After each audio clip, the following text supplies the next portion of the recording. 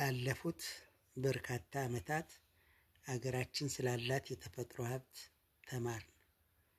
ኢትዮጵያ የሜጋ ዳይቨርሲቲ ሴንተር ወይም አብሲኒያን ጂን ሴንተር ወይም የብዝሃ ሕይወት ባለቤት ከ20ዎቹ ሜጋ ባዮዳይቨርሲቲ ሴንተር ውስጥ አንዷ እንደሆነች ይታወቃል።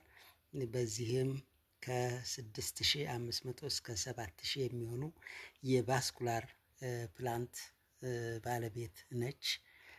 በርካታ ብርቅዬና ኢንዲጂነስ የሆኑ የእንስሳት ዝርያዎችም አሏት።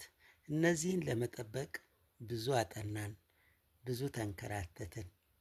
እንደገና ደግሞ እንዲጠበቁ በአግባቡ ህጋዊ ሰውነት አግኝተው የተመሰረቱ ብሔራዊ ፓርኮች፣ የማህበረሰብ ጥብቅ ስፍራዎች እንደዚሁም ደግሞ የጥብቅ የተፈጥሮ ደኖች ህጋዊ ሰውነት እንዲኖራቸው የተቻለንን ያክል ተፍጨረጨርን።